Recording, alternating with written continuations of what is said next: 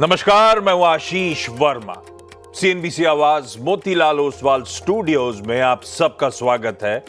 बारी आज के मॉर्निंग कॉल की और शुरुआत सुबह की टॉप हेडलाइंस के साथ। यूएस फेड ने ब्याज दरों में 0.25% की करी कटौती।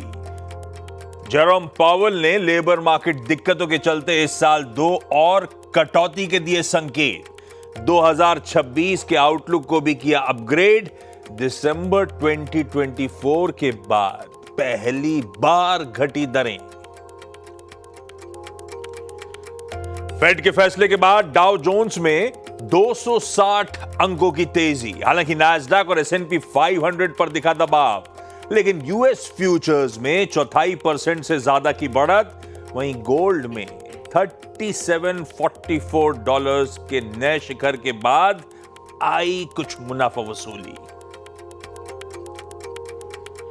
भारतीय बाजारों के लिए भी अच्छे संकेत। एफआईआईज की कैश में बिकवाली, लेकिन इंडेक्स फ्यूचर्स में शॉर्ट कवरिंग कायम। गिफ्ट निफ्टी में करीब 60 पॉइंट की तेजी। एशियाई बाजार भी मजबूत।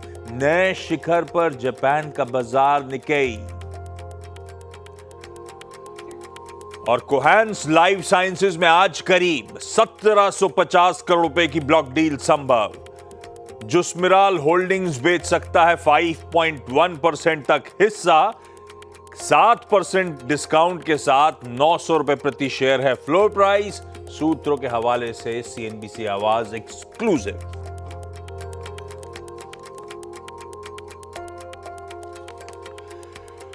गुरुवार की सुबह सेकेंड लास्ट ट्रेडिंग सेशन इस हफ्ते का, और आज के सेशन के लिए 2 चीजें इंपॉर्टेंट, बाकी सब फेरीफरल है, बाद में बात कर लेंगे। पहला और सबसे इंपॉर्टेंट, जो काफी समय से सब इंतजार कर रहे थे, वो 2 दिनों की फेड की बैठक खत्म हुई कल देर रात। मीट का आउटकम सामने आ गया। हमें रिएक्ट करना है उस पर, हमें रिएक्ट करना है पावेल साहब की कमेंट्री पर, हमें रिएक्ट करना है डॉट प्लॉट के एस्टिमेट्स पर।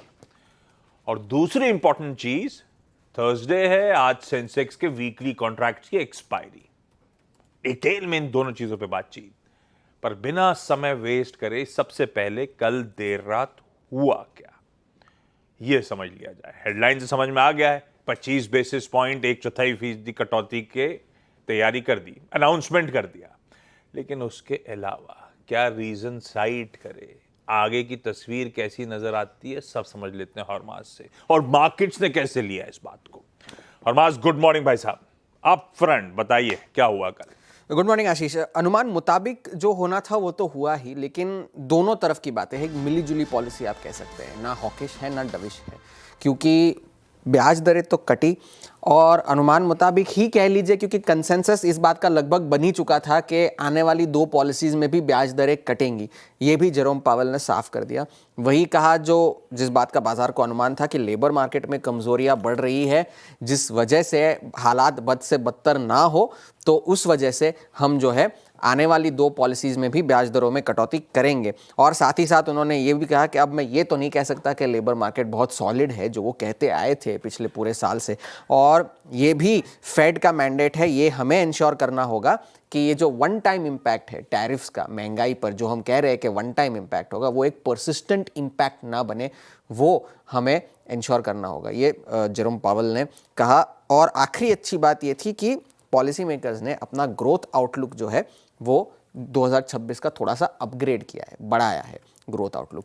अब जो लोग जो पहली चीज 25 बेसिस पॉइंट कल रात काटे, ये कहते हुए कि लेबर मार्केट, ये अगर जैक्सन होल सिंपोजियम में हिंट नहीं करा होता तो इस तरह से बाजार ऑलरेडी डिस्काउंट करके बैठा नहीं होता, नहीं करा, तो हमें अब पता था, ये पता था। इसके बाद एक चीज हम पढ़ के आ रहे थे कि इस साल 3 ये बाजार फैक्टर इन कर रहा है, 1 हो गई, 2 और की तैयारी कर रहे हैं क्या? अगले साल कहा था 2 होंगी, ऐसे ही कह रहे हैं क्या? नहीं, अब तो ये दोनों तरफ की बातें हैं। पहले तो अच्छी बात बता दूं, पहले तो अच्छी बात ये थी कि फेड ने 11-1 से 25 बेसिस पॉइंट्स के रेट में फेवर में वोट किया। एक भाई साहब 50 पे चले गए। वो स्टीफन मिरन थे, जो डोनाल्ड ट्रंप के चुने हुए नए अपॉइंटी है, वो इकलौते डिसेंट करने वाले थे। क्रिस्टोफर वॉलर और मिशेल बोमन भी जो है, जिन्होंने पिछली पॉलिसी में डिसेंट करा था, उन्होंने भी 25 बेसिस पॉइंट्स की ब्याज दरों में कटौती के फेवर में वोट दिया। तो ये कह लीजिए कि सर्वसम्मति से लगभग ब्याज दरों में कटौती के वोट में पक्ष पड़ा है।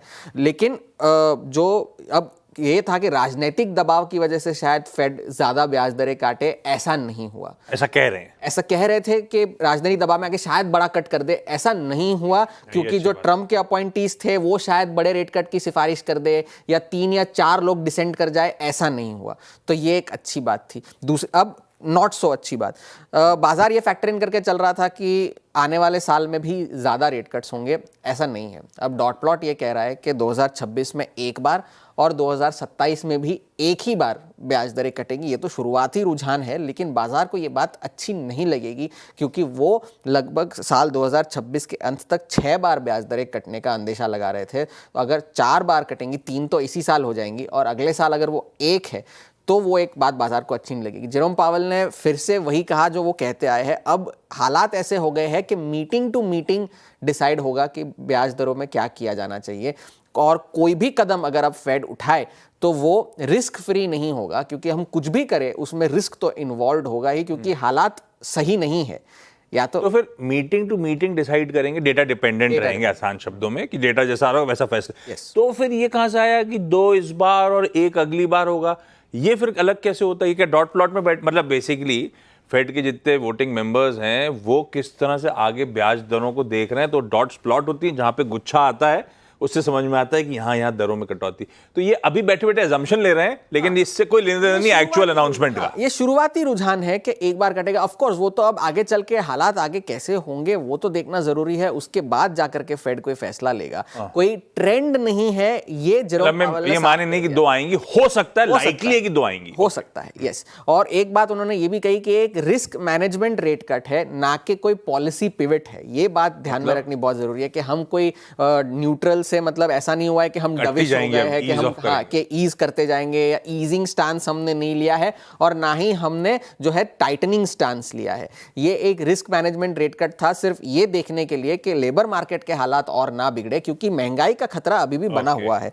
और ये एक बात सब लोगों को ध्यान में रखनी होगी, क्योंकि अब तक इस बात की क्लैरिटी नहीं है कि आगे चल के महंगाई का, टैरिफ्स का महंगाई पर क्या असर होगा। क्योंकि अगर ग्रोथ के फोरकास्ट उन्होंने बढ़ाए हैं तो इन्फ्लेशन के भी फोरकास्ट बढ़ाए हैं। तो अगर महंगाई बढ़ती गई और बेरोजगारी बढ़ती गई तो दोनों को बैलेंस कैसे करेगा फेड, ये सबसे बड़ा सवाल है। अब बाजार का रिएक्शन सदा हुआ सा था। अब डाउ जोन्स एक वक्त पर तो एक नी जर्क रिएक्शन तो आया, नेगेटिव हो गया था। इंट्राडे दिखाओगे करेक्ट 300 पॉइंट की तेजी एक वक्त तो डाउ जोन्स में चल रही थी। वो जब फेड की पॉलिसी शुरू हुई तो उसके बाद नेगेटिव हुआ, उसके बाद फिर जाकर के फिर से थोड़े से लॉसेस रिकवर हुए। जो इंटरेस्ट रेट सेंसिटिव है डाउ जोन्स के, जो कि वॉलमार्ट है, जेपी मॉर्गन और सारे बैंकिंग स्टॉक्स है, अमेरिकन एक्सप्रेस है, उन्होंने डाउ जोन्स को बचा लिया।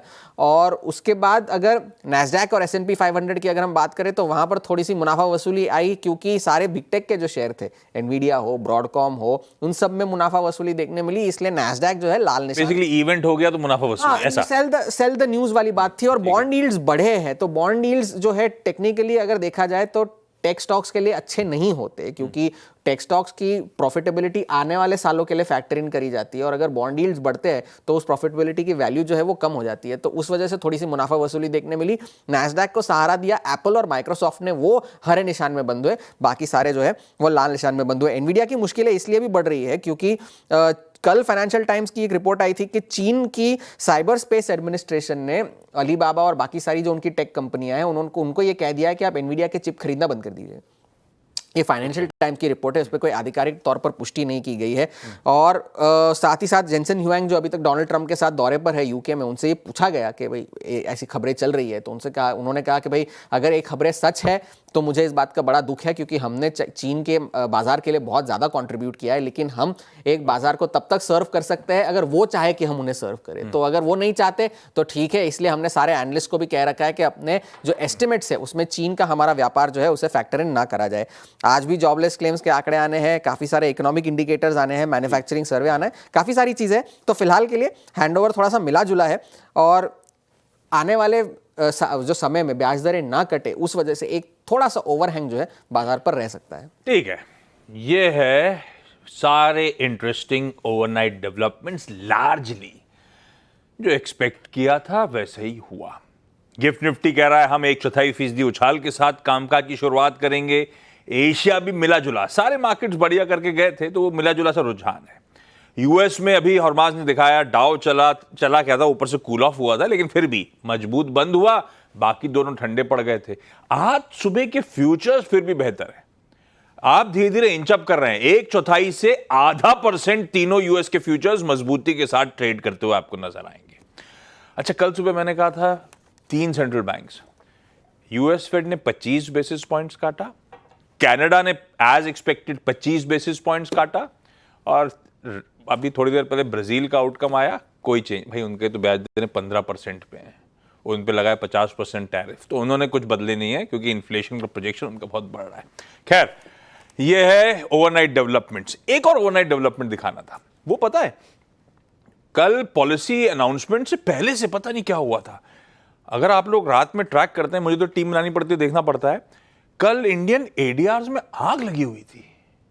और ऐसा नहीं है कि पॉलिसी अनाउंसमेंट के बाद, मार्केट जब खुले तब से इन्फोसिस, विप्रो के एडीआर 3-3% और पूरे टाइम ऐसी मजबूत कामकाज हुआ। HDFC bank, ICICI bank, axis bank, कल सब एडीआर यूएस में, पता नहीं इंडियन स्टॉक्स बहुत तेजी दिखा रहे थे। देखते हैं आज के सेशन में वाकई ऐसा बिहेव करेंगे नहीं करेंगे, वो अलग बात। ये हो गए सारे ग्लोबल क्यूज। अच्छा, मार्केट्स लेकर आइए जरा स्क्रीन, फिर वीरू के पास चला जाए। हमें बढ़िया ब्रेकआउट मिला था निफ्टी की वीकली एक्सपायरी के दिन, परसों के दिन। अच्छी बात यह थी कल के उस सैंडविच सेशन में वो अपवर्ड जर्नी और कंटिन्यू करी है। भाई साहब, 29 अगस्त को हमने वो लोस हुए थे 24,404 के, वहां से 13 ट्रेडिंग सेशंस हो गए हैं, जिनमें से 11 ट्रेडिंग सेशंस में मजबूती, और तब से लेकर अब तक इन 13 ट्रेडिंग सेशंस में निफ्टी ने 925 पॉइंट या कह लीजिए 3.25% से ज्यादा की मजबूती ऑलरेडी डिलीवर कर रखी है। तो बुल्स कह लीजिए फर्मली इन कमांड है, बढ़िया अपर हैंड बना हुआ है उनका। कल का इंट्राडे सेशन एक बार स्क्रीन पे लेकर आइएगा। खुले गैप के साथ टूल पकड़ा, तो ओपनिंग तो प्रॉमिसिंग थी भारतीय बाजारों की, पर उसके बाद लार्जली दिन भर कोई स्ट्रॉन्ग फॉलो थ्रू नहीं मिला।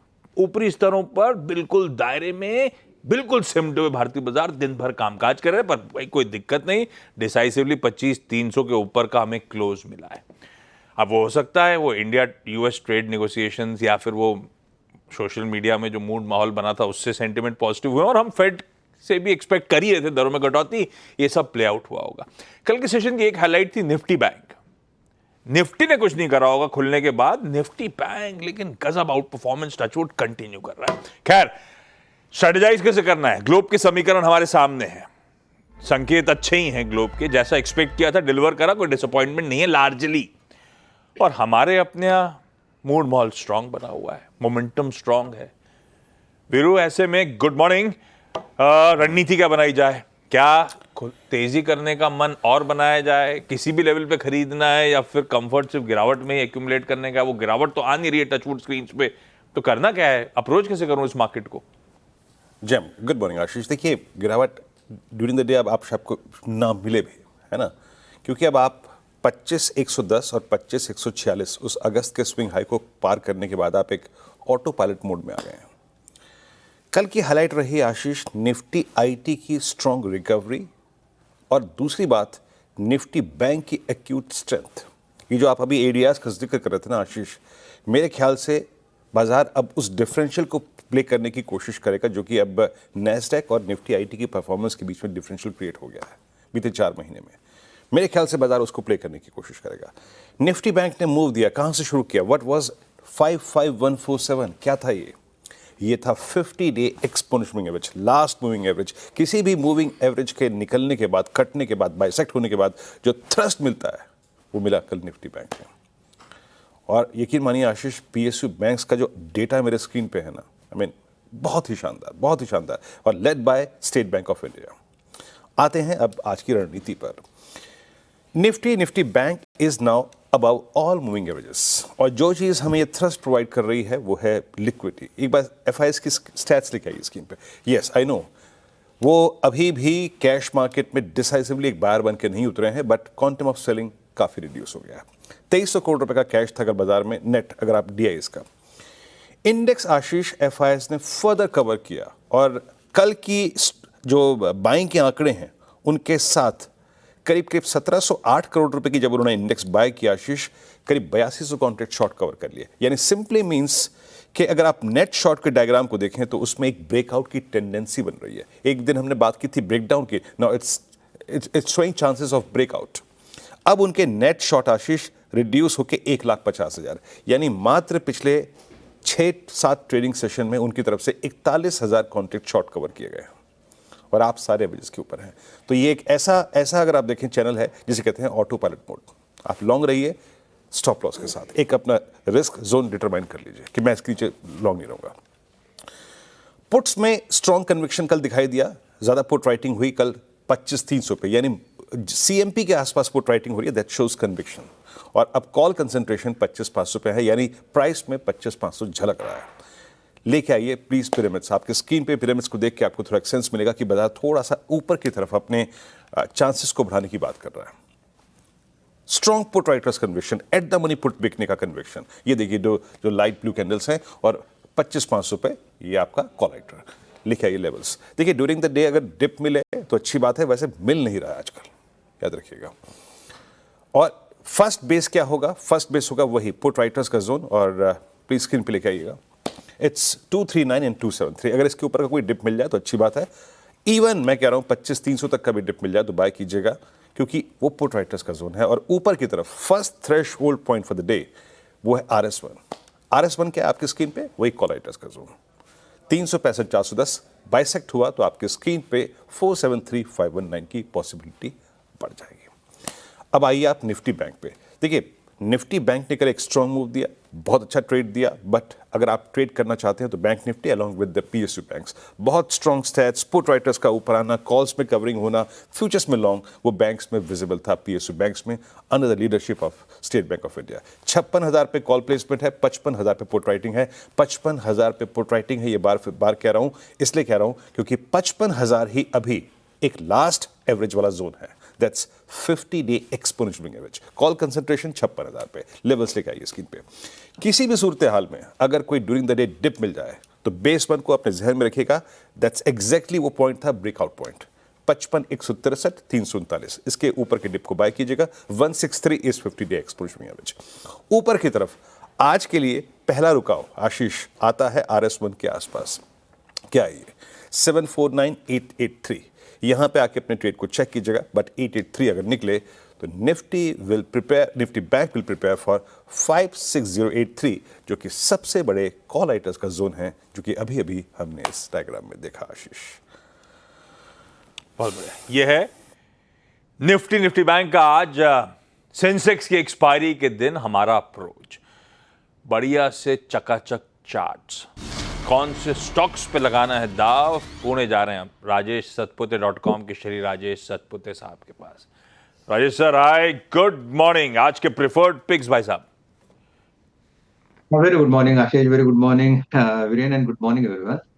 आशीष देखिए, मेरा जो पहला टॉपिक रहेगा दैट विल बी कैम्प्स। मैंने कल आई थिंक क्लोजिंग में भी इस पे बात की थी।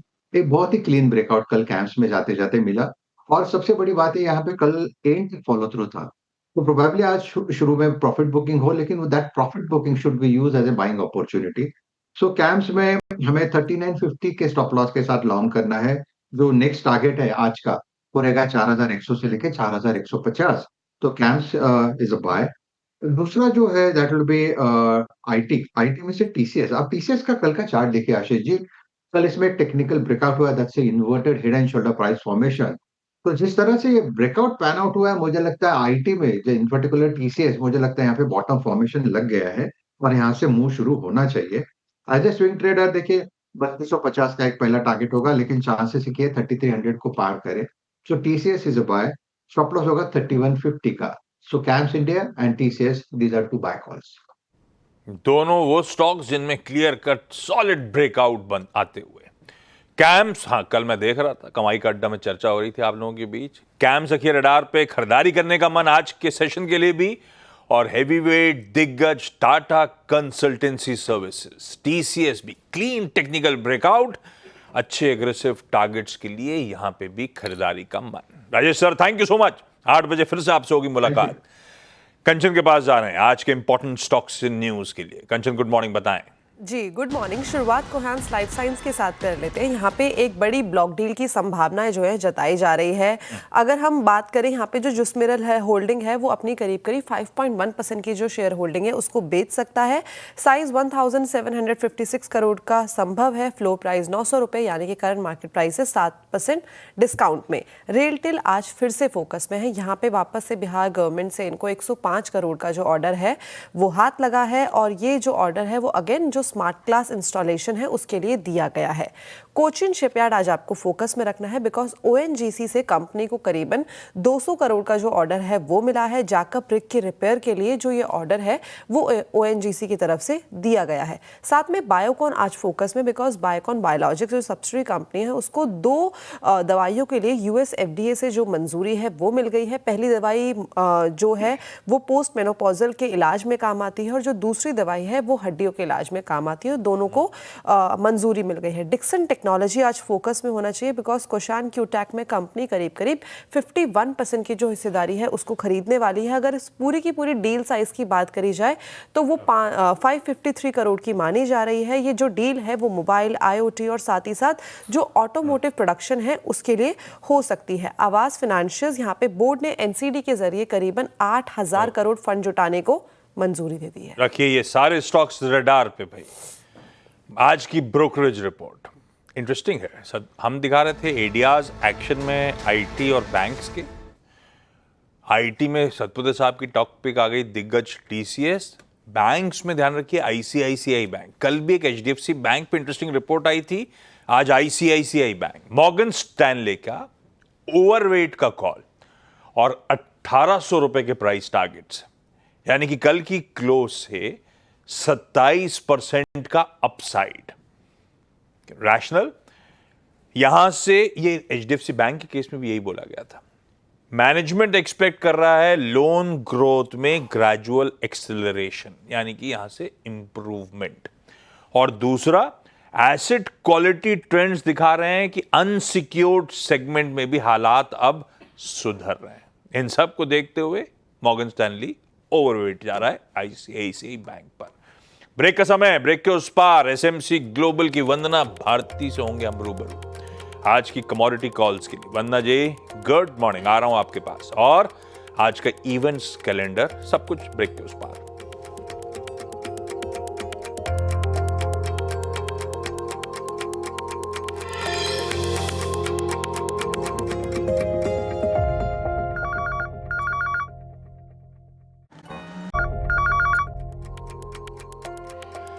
ओके ब्रेक के बाद आप सबका स्वागत है। तब आपकी सेकंड प्लेट प्लीज क्विकली। ठीक है, बॉन्ड डील्स, डॉलर इंडेक्स, बड़े इवेंट के बाद ऐसा कुछ नहीं। डॉलर इंडेक्स थोड़ा सा इंचअप होकर 97 के आसपास आया, लेकिन कंफर्टिंग लेवल है। ब्रेंट जस का तस है। सोना और चांदी भी 3:30 बजे जहां छोड़े थे उससे बहुत ज्यादा फर्क है नहीं। अक्रॉस एसेट क्लासेस मूड वैसे ही है लार्जली। उस इवेंट, बड़े इवेंट के बाद भी शायद हमने सब डाइजेस्ट कर रखा है, तो बहुत ज्यादा एक्शन स्क्रीन पे प्ले आउट तो नहीं हो रहा है। पर कमाई कैसे होगी फिर कमोडिटीज में? वंदना जी बताइए। वंदना मैम गुड मॉर्निंग। आज के कमोडिटी कॉल्स। गुड मॉर्निंग आशीष। रेट कट्स आगे भी होंगे, ये एक अच्छा न्यूज है रिस्कियर एसेट के लिए कमोडिटीज क्लास में। तो कॉपर को आज पॉजिटिवली यहाँ पे रिएक्ट करना चाहिए। 905 के करीब यहाँ पे बाइंग रिकमेंडेशन रहेगी। टारगेट रहेगा 910, 912 का भी इनफैक्ट रख सकते हैं। स्टॉप लॉस लगाना होगा 900 का। दूसरी कमोडिटी यहाँ पे नेचुरल गैस है। नेचुरल गैस में हर लेवल पे एक बाइंग आ रही है और सीजनल डिमांड अब यहाँ पे बढ़ना चाहिए, तो यहाँ पे भी बाइंग सजेशन ही रहेगी। 272 के करीब बाइंग रिकमेंडेशन है, 278 का टारगेट है। स्टॉप लॉस लगाना होगा 269 का। और मुझे लग रहा है कि हल्की गिरावट के बाद अब यहाँ पे गोल्ड सिल्वर को भी फिर से सेटल होना चाहिए। हल्की गिरावट के बाद गोल्ड और सिल्वर सेटल हो जाने चाहिए, लेकिन आज के ट्रेडिंग रिकॉर्ड्स हैं कॉपर में तेजी और नेचुरल गैस में बाय। वो दोनों लेवल्स आपकी स्क्रीन पर भी आ रहे हैं, प्लीज नोट डाउन करिएगा। Vandana ma'am thank you so much सुबह सुबह जुड़ने के लिए। आज का इवेंट्स कैलेंडर, थर्सडे का दिन है।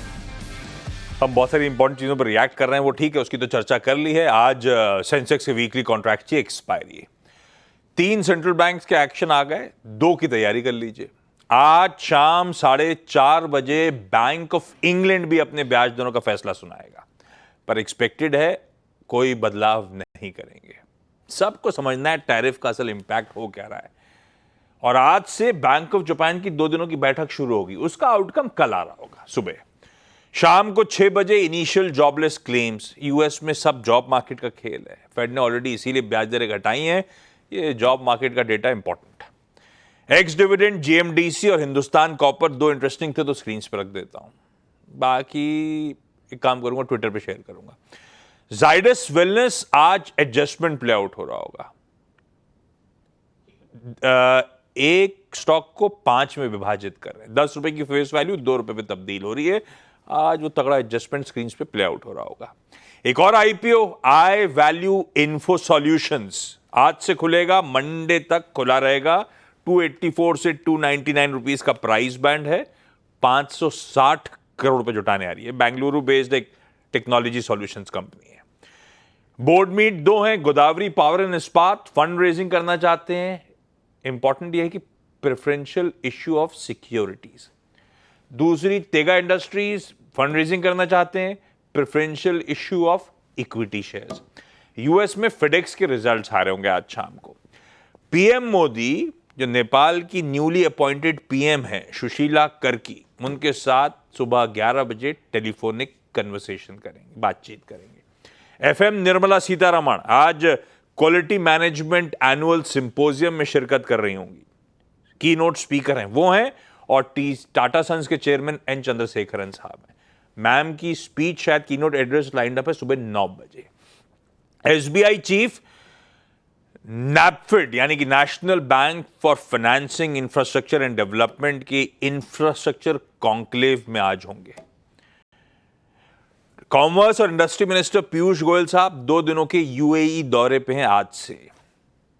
दोनों के बीच में वो बायलैटरल ट्रेड पैक्ट की प्रोग्रेस रिव्यू भी करी जा रही होगी और अलग एजेंडा भी है।